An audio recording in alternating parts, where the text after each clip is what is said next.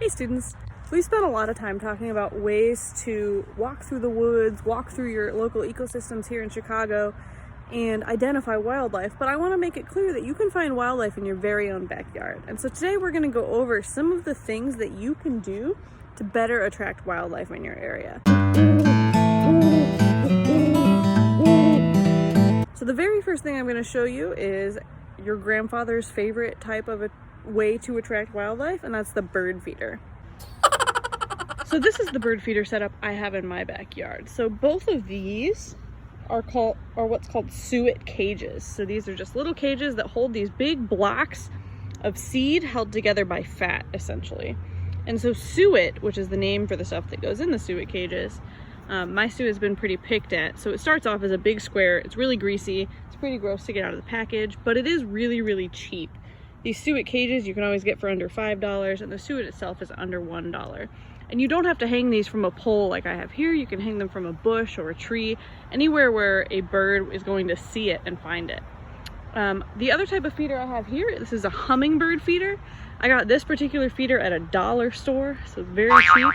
I'm not convinced that I've had any hummingbirds actually come to this feeder, but it's been slowly losing water over time.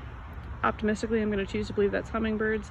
But all this is really is water with sugar dissolved in it. And hummingbirds can fly up, and there's these little simulated flowers, and they put their long beaks that are well adapted for getting deep into flowers to get the nectar, to get sugar water out of these. And the last type of feeder I have here is just this kind of bucket for seeds. I see a lot of house sparrows and cardinals feeding from this. So this is a great way to attract those common backyard birds. And I'll note here, I have this kind of wide open grassy area. My dogs are always around, and yet I still really frequently see birds coming to this feeder. So this is a great way to attract any sort of bird to your backyard. You never know what you're gonna see. Another great way to attract wildlife to your yard is to have plants that are wildlife friendly. Now this can be native flowers, in the best case it is, and that's going to attract pollinators like honeybees, flies, butterflies, all the sorts of cool insects you want in your yard, but it doesn't have to be limited to that. You could also have a potted plant on your balcony, for instance, if that's all you have access to. So here we're moving through some Shasta daisies, and you can see the little bees or flies that are pollinators there. These aren't native flowers, but they're in my garden and they attract these insects to it. Even without much garden space, it's still possible to grow plants that are wildlife friendly. Here we're looking at my air conditioning unit, and behind it, in the gravel, there's all this plant called common milkweed, and this is a native plant that's really important for local monarch butterflies. Monarchs use the milkweed as a host plant where they lay their minuscule little eggs, which then hatch into the really recognizable monarch caterpillar. It's not uncommon for those messy areas of our backyard to become places for wildlife to shelter. One of the easiest things you can do to attract wildlife to your yard is to make shelter available. Since I have dogs, I have a sheltered area on the side of my house that I use for providing for wildlife, where the dogs can't access.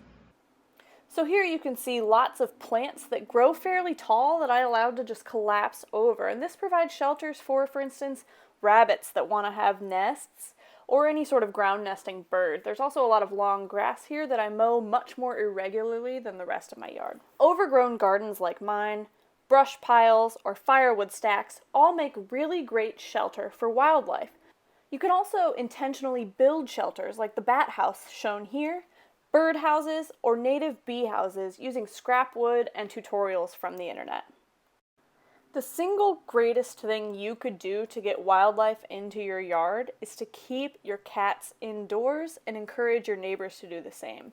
Multiple studies have shown that domestic cats being outside results in the death of billions of birds and mammals. They have a significant impact on our ecosystems. So this is a really easy thing you can do if you're not already to attract local wildlife to your yard.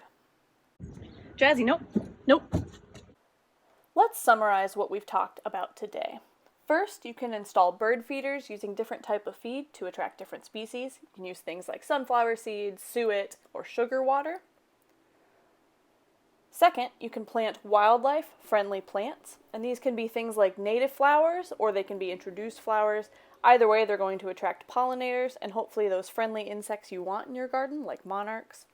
Third, you can provide shelter, and this can be done passively by leaving things like down trees or brush piles, or actively by building things like bird houses, bat houses, and native bee houses. And four, most importantly, keep your cats indoors. Thank you so much, and please don't hesitate to let me know if you have any questions.